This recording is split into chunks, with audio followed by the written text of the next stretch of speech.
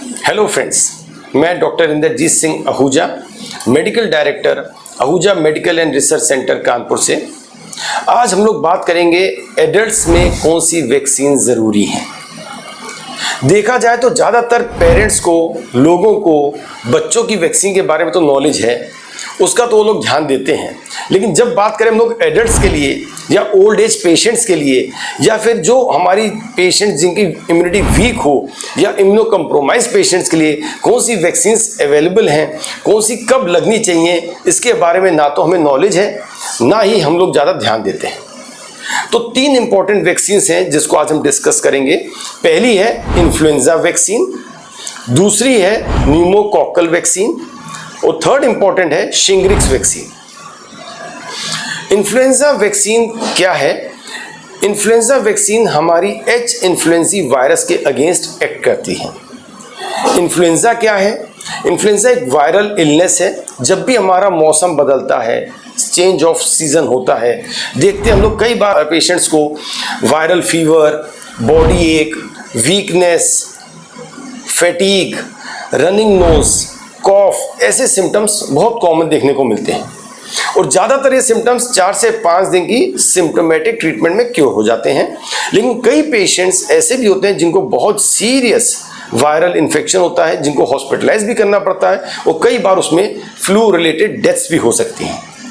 तो ऐसे में हम लोग को इन्फ्लुएंजा वैक्सीन काम करती है।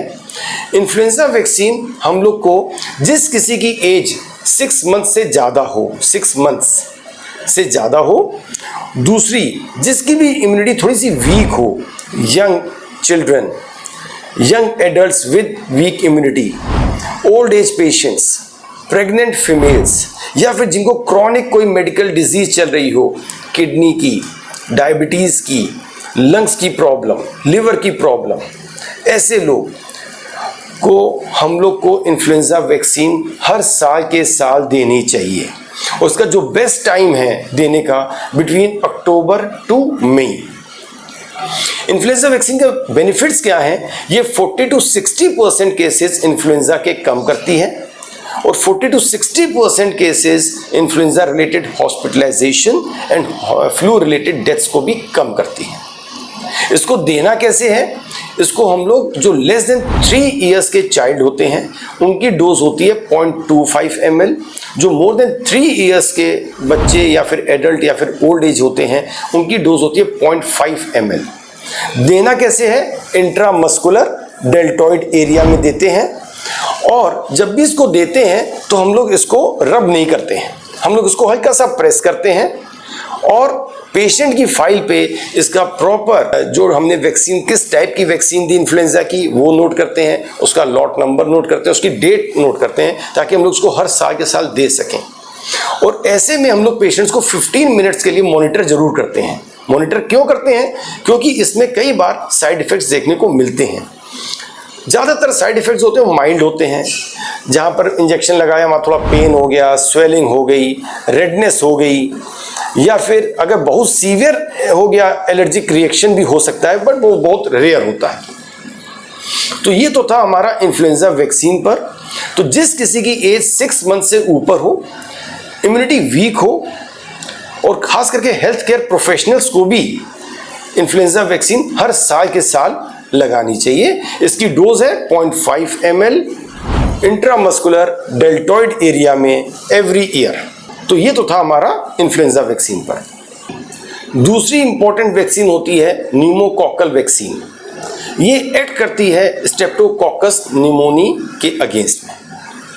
स्ट्रेप्टोकोकस निमोनी एक बैक्टीरिया है जो कि हमारा निमोनिया कॉज कर सकता है, मेनिंजाइटिस कॉज कर सकता है, ईयर इन्फेक्शंस, साइनस इन्फेक्शंस या फिर सीवियर सेप्सिस भी कॉज कर सकता है। तो ऐसे में हम लोग को न्यूमोकॉकल वैक्सीन बहुत इंपॉर्टेंट है।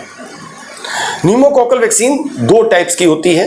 एक होती है पीसीवी न्यूमोकॉकल कंजुगेट वैक्सीन, जिसके 3 टाइप्स होती हैं, पीसीवी 15, पीसीवी 20 एंड पीसीवी 21।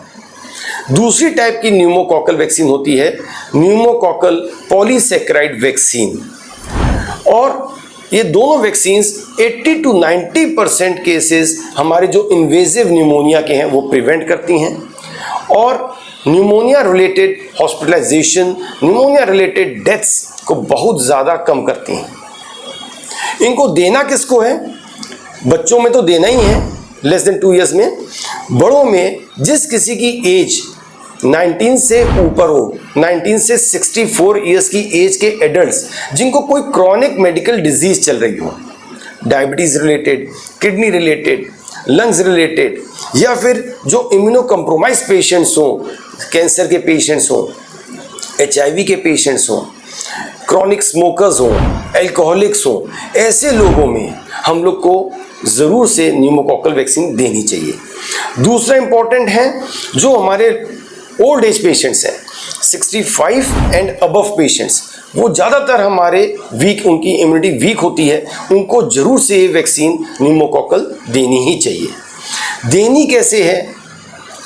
इसमें 2 टाइप्स की मैंने न्यूमोकॉकल वैक्सीन बताई हैं, एक PCV, दूसरी PPSV।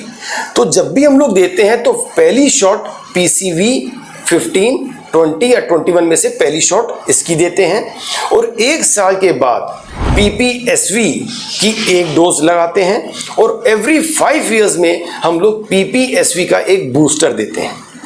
और इससे देखा गया है 80 to 90% केसेस हमारे जो pneumococcal related meningitis, pneumonia, infections, septicaemia कम हो सकते हैं।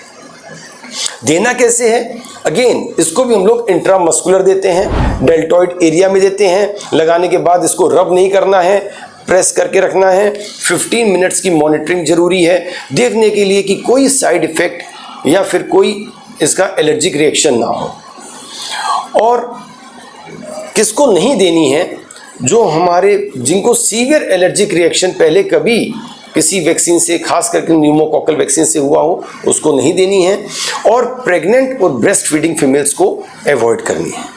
तो ये तो हो गया हमारा न्यूमोकॉकल वैक्सीन। ज़्यादातर आपको ओल्ड एज में, या फिर जिनकी इम्यूनिटी वीक हो, या फिर इम्यूनो कम्प्रोमाइज पेशेंट्स हो, उनको ज़रूर से देनी है। डोज इसकी भी 0.5 ml इंट्रामस्कुलर डेल्टॉइड एरिया में लगाना है। और ये हमारा 80 to 90% cases of pneumococcal related infections को कम करती है। थर्ड इंपॉर्टेंट वैक्सीन है शिंग्रिक्स वैक्सीन। आजकल हम देखते होंगे अमिताभ बच्चन जी ऐड दे रहे हैं शिंग्रिक्स वैक्सीन पर। तो ये है क्या? एक्चुअली शिंग्रिक्स वैक्सीन एक्ट करती है वेरिसेला जोस्टर वायरस के अगेंस्ट। वेरिसेला जोस्टर वायरस जो होता है, हर्पीज जोस्टर जैसी एक इलनेस को, वायरल इलनेस को है। हर्पीज जोस्टर में होता क्या है? सीवियर स्किन लीजन्स होते हैं, बहुत बड़े बड़े स्किन में रैशेस बन जाते हैं, और एक पर्टिकुलर एक डर्मेटोम में, जहाँ जहाँ हमारी नर्व्स चलती हैं, उस डर्मेटोम में स्किन लीजन्स होते हैं, और सीवियर इसमें न्यूरोपैथिक पेन होता है। और ये देखा गया ज़्यादातर ये फेस में या फिर ट्रंक में, मतलब हमारे एब्डोमिनल एरिया, चेस्ट एरिया, या फिर फेस में ज़्यादातर ये लीजन्स देखने को मिलते हैं। होता किसको है? अगेन जिसकी इम्यूनिटी वीक हो, जो इम्यूनो कम्प्रोमाइज्ड हो, डायबिटिक पेशेंट्स हो, HIV पेशेंट्स हो, ओल्ड एज पेशेंट्स हो, ऐसे में ये हर्पीज जोस्टर वायरस कॉमन है।